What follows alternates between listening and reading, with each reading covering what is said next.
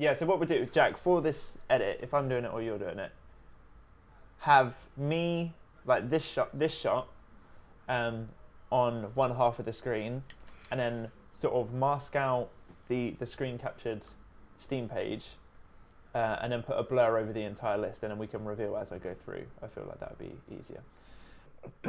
Speaking of terrible, Jack, 2018, a year in gaming. It's come, it's gone. How? Give me a quick summary. Was 2018 a good year for games?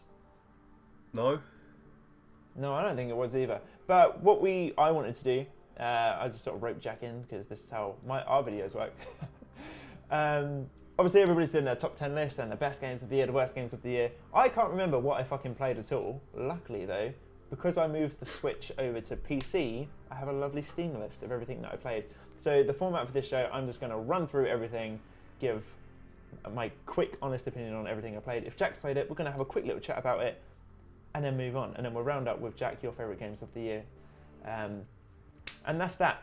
First, the only other game which isn't on this list, which is really good and worth a shout out, is Monster Hunter World, which I played on Xbox in February or March, whenever that came out. But then I moved to PC in April, I think. You were going to say something then, Jack? Oh yeah, we should also point out that a lot of these games didn't come out in 2018. These are games that we just played in 2018. Yeah. So what I do, if you go follow me on Twitter, subtle plug there, I do a watch list, and Jack, you introduced me to this. Every year, every new piece of content, film or TV show, write it down, end of the year, you get a nice list of everything new that you've seen. Doesn't have to be year specific, and that's what we're going to do with the games as well, which is why we're going to make it really quick and shoot through. So, I want to kick things off with the top of the Steam list, which is 60 seconds. It's a pile of shit, wasted potential. Jack, link the video on the side in the edit, because I think the video is worth a watch. It's 20 minutes of me getting progressively angry, but the game is fucking balls. Jack, have you played it? No, I watched your video. It looks shit. It was shit. It really was shit. Next up, Assassin's Creed, the first one. I bought it just because it's Assassin's Creed, the first one, and it's honestly my favourite Assassin's Creed game. Before the Origins reboot, since they've done the new RPG thing, OG Assassin's Creed is the best one. Jack, have you played it? Yeah, I remember when I got that. I got it on sale in like Game. It was like 10 quid or something. And then I was like, this looks kind of cool. So I took it home, and then banging. I sat there and I played it for 15 hours straight. It's such a good game. It's such a good game. I know a lot of people say, like, it's really repetitive and shit. Don't care. Fucking great game. Next up, Assassin's Creed Odyssey. It's the best Assassin's Creed game of the newer version. So I honestly thought Origins, phenomenal. Couldn't fucking touch it, and I wasn't excited about Odyssey. I only brought Odyssey because I think something got delayed, or I hadn't bought a game in ages, and that was the only reason why I bought Odyssey. Ended up going full beans in, bought the season pass and stuff. I've not played any of the season pass content yet, but it is the best game in the series. It's better than Origins, which I can't give that game enough praise. It's so good. You should play it. Jack, have you played it? No, I played Origins. No. Origins is pretty hype as well. You didn't finish that though, did you? No, because I had it on Xbox. So I went back to try and play it after playing on PC for like months, and the 25 frames burns my retinas. Moving on, Crash Bandicoot, the Insane Trilogy. Fucking hype. This is probably one of my favourite of the year, which I played. Obviously, I fucking crushed it because I'm a Crash Bandicoot legend. Still got a few achievements left to get on it. Jack, have you played it? No. No, you haven't. But that's probably one of my best of this year. Darkest Dungeon. Jack, let's talk about this one because I really fucking like Darkest Dungeon. It's pretty good, isn't it? It's fucking amazing. It's so good. I've only played 16 hours of it, but my God, those 16 hours feel like weeks because it is the most stressful fucking game ever. But it strikes that balance between stress and rewarding. Because I think definitely over the last few years, games, sort of like Five Nights at Freddy's and stuff, they've implemented stress as a mechanic to be like, oh, let's make the player stressed, because then they get more sense of a reward. I don't find them rewarding at all. Darkest Dungeon is the only stressful game which I find very, very rewarding. I fucking love this game, and I highly recommend that you play it. It's hard as fuck, but it's really good. Deadbolt. You've not played this, have you? Nope. Link the video somewhere. Go watch that for my thoughts on Deadbolt.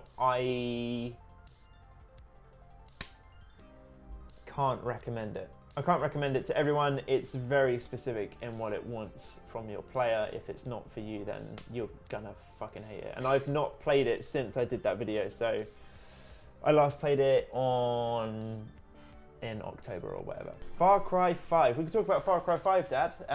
Jack? You just call me Dad. Didn't it? Did you just call me Dad or Dev? As in developer. I called you Dad. Why did you call me Dad? Because your dad's in this game. And it reminds, so I was like, oh, be sure to mention that. But came out weird. And now we've sort of alluded to the fact I call you Daddy after midnight. Far Cry 5, it's a good game. Do you fully recommend it? If you can get it cheap, I would. Yeah, it's not worth full price. I paid full price for it. I think this is the first PC game that I played. Like, this was the first one. I was like, right, keyboard and mouse, let's learn it. Was Far Cry 5. It's Far Cry. It's a really boring formula, but it's entertaining enough to keep you going through. That's my honest opinion. For the King. It's pretty good, isn't it? Jack, how's that video coming along? Yeah, it's getting there. It's getting there. He actually is editing again. No, this is a good game. I really like this. I wish we played more of this. I keep telling you, there's a new pirate quest out that we need to play. Yeah, no, yeah. We can do that. And we love pirates, so let's do it. We do. Yeah, we'll do that later. Fully recommend you get For the King. I actually think it's a really good little... Wait, how would you describe it? It's like a turn-based RPG, but on like a tabletop gaming setup? Yeah, I think you described it the other day. It's the closest thing we've had to a game of D&D digitally. Without... Yeah. I'd say the other closest thing is probably Hand of Fate. Oh, that's such a good game. It's so good, isn't it? That is so good. I don't play it. Have you got the second one yet? No. Get the second one. I'm gonna, if that stealing it today. Is on. Oh, fuck's sake. I'm gonna put that on my wish list. Next time that's on sale dirt cheap, I'm picking it up. Play Hand of Fate if you're a fucking loser and like Wizards and D&D. Jack, we need more friends. Hand of Fate is Speaking of friends, golf with friends. This was the first day I turned on my PC after I built it with my bare hands. Fuck off, did you? No, let's tell this story properly, right? I think you told us in a video before. I don't care, I'm saying it again. I don't think I have. I don't remember putting it in, but yeah. So Ben bought a pre-built PC after I told him to buy all the parts and build it yourself, and like get your brother to help you. Too intimidating. That's the problem with PC gaming. It's too intimidating. Yeah, I will admit to get that's into. That's is an issue. But then he's like, no, let's get a pre-built. So I was okay. So we went to shop around Amazon. We found him a nice little pre-built, and he got it. And then he gets it. and He goes, Jack, it's not built. And I was like, what? And he was like, quick, get on. Was it Discord or FaceTime or something? Whatever. Yeah, I think it's on FaceTime. Yeah. Yeah.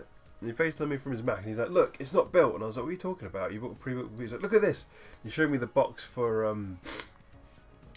I think it was the power supply. I was like, where does this go? And I was like, what do you mean? So he took the computer out of the box, turned it around, like pulled off the plastic and stuff so you can see, because he's got like a window in his PC case. And he was like, look, where's this supposed to go? And I'm like, Ben, it's right there. I can see it. He's like, what? I was like, it's already installed. It's an empty box. And then he was like, huh? And then he opened the box. And oh, it is. I was like, they just sent you the boxes, so if you want to sell the parts later on, you can. How was I meant to know? How was I meant to know? And been like, oh look, it's full of bits. No, didn't. It just still. Again, that's the perfect example. Why? Imagine if I did buy all my parts separately.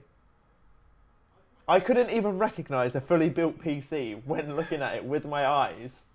So if I had to build that myself, no, too intimidating. You could have learned.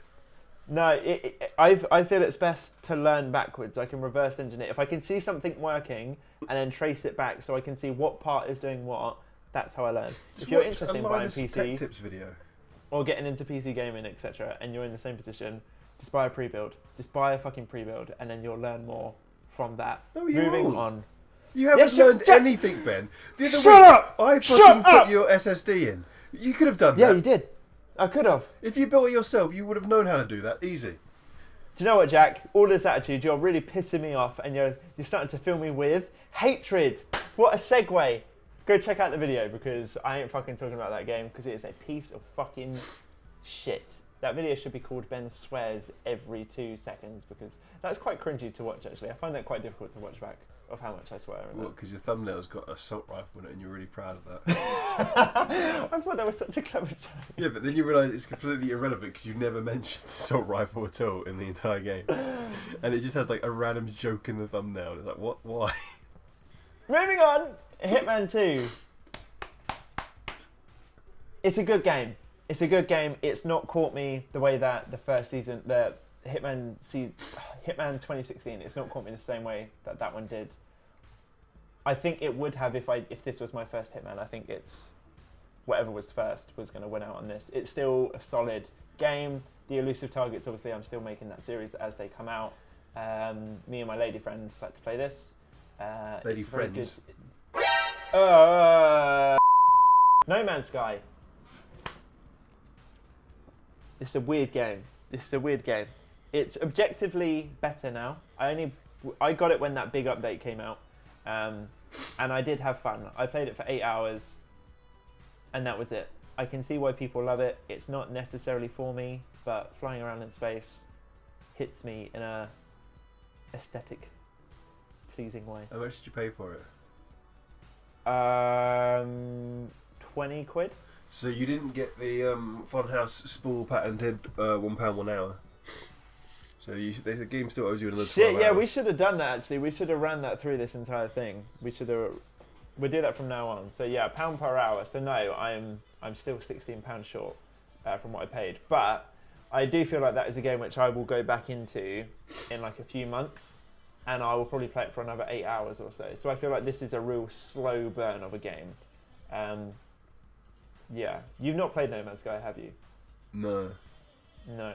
I never Weird intend to. Phantom Doctrine. This was one of the first videos that I made about a game when we started to actually try to do YouTube, I guess. And we were still playing around with different... Yeah, we're still trying. But like when we were playing around with different styles, this was the first thing which I tried to give an opinion or thought piece on. As big XCOM fans, what did you think of the Phantom Doctrine? How many hours did you play? Not many. So I've got 14 hours in there, and I played it.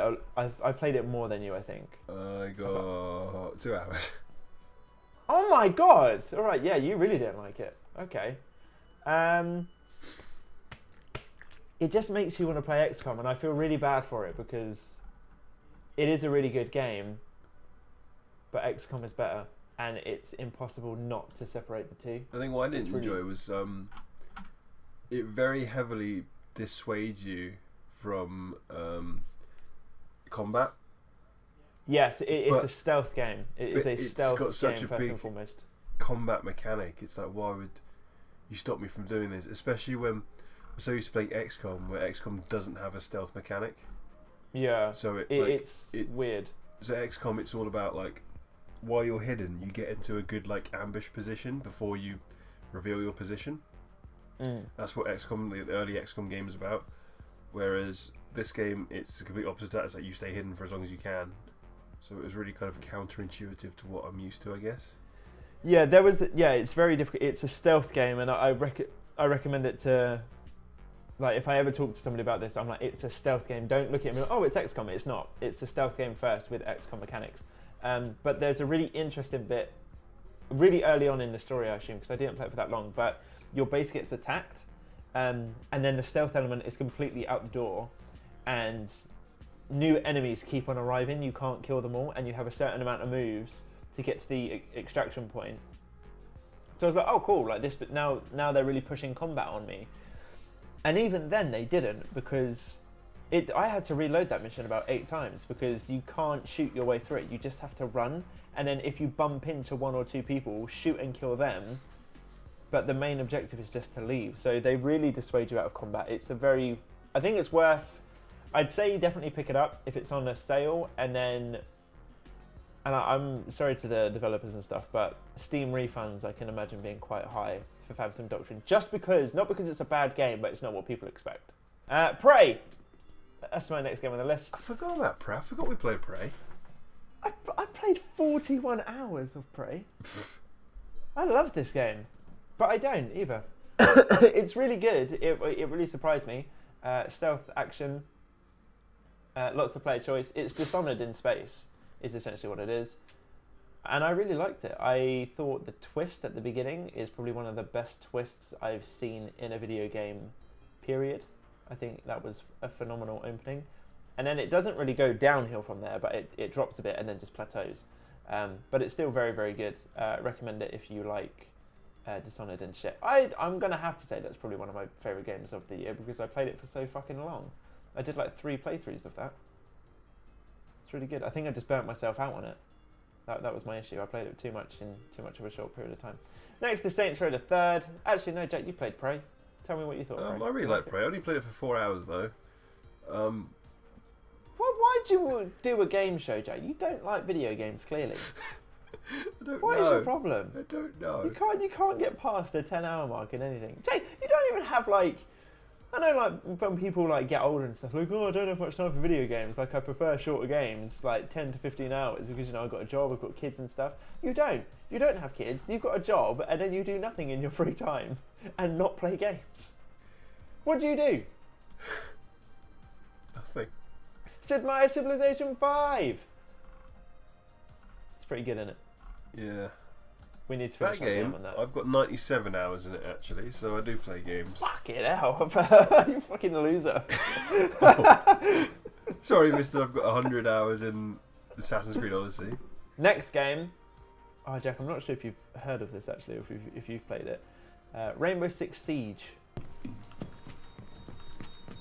Maverick plan! Oh, I've got the bomb.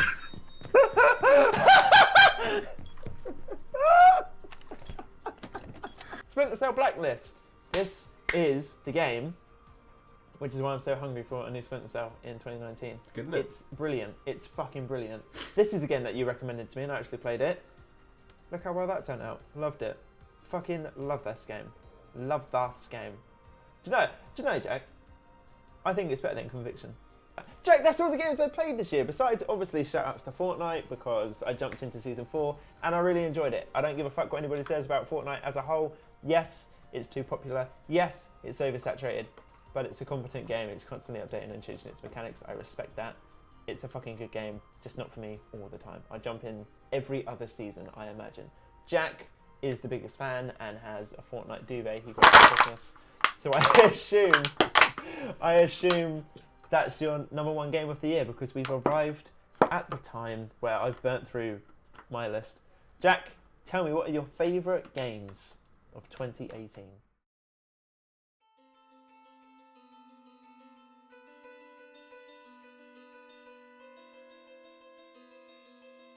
Something is coming. You can feel it, can't you? You can feel that we are creeping towards the edge.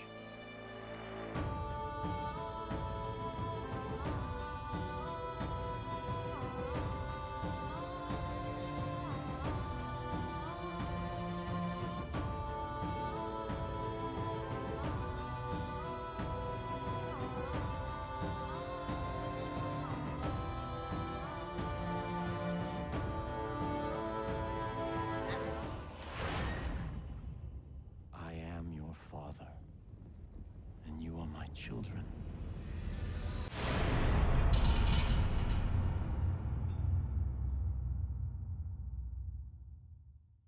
God damn it, Jack. Well, arriving soon will be your game of the year. So out of everything that we've just discussed, what was your #1 stop for game of the year? Game of the year for old Jack. I'm probably gonna. I'd say it's between Frostpunk and Insurgency. Oh, very good. Very, very good. But I think I'm gonna go with Frostpunk because Insurgency is still new. It's still a bit early access. Frostpunk was released as a complete game, and it continues to have lots of free good updates, and it's just good. That's good. All right. It's just All right. good. I can respect that. Not many I games think- we've had recently that are just good. Yeah, we've not had that in a while. For me, I'm torn between 3, and annoyingly, they're all completely different. I will say Hitman 2. There is probably a lot of bias in that. Assassin's Creed Odyssey, because I think it's going to have to be Assassin's Creed Odyssey, but then my third and final like contender for Game of the Year would be Darkest Dungeon, because it's just so good. That's just it's like you say, we've not had just a good game in a while, and I get it didn't come out this year, but that's the point of doing it this way. It's just what we played this year, and I really think that is probably one of the best, well-crafted, very focused games that I've played in a very fucking long time. So between Hitman, Darkest Dungeon, and Assassin's Creed, I'd say those were my top three. You got to pick one. I'm gonna have to go with Assassin's Creed Odyssey. I want to give it to Darkest Dungeon, but I'm gonna have to go with Odyssey, because I mean 98 hours don't lie. Well, and out of all of those 98 hours, can honestly say not one of them I was bored. And I've still got a fucking shit ton of content from the season pass coming up, and I'm not including that in this because obviously I've not played it, but that game just keeps on giving. It's almost too much, but all of it is genuinely quality content. I love it. So yeah, Assassin's Creed Odyssey, Game of the Year 2018. there we go. I think we have our demonetized, or we'll change your name to Vanilla at some point. At some point we'll get around to it. Game of the Years is Assassin's Creed Odyssey and Frostpunk. There you are. Happy New Year. Welcome to Happy New Year. 2019. Can't wait. Yeah, boys.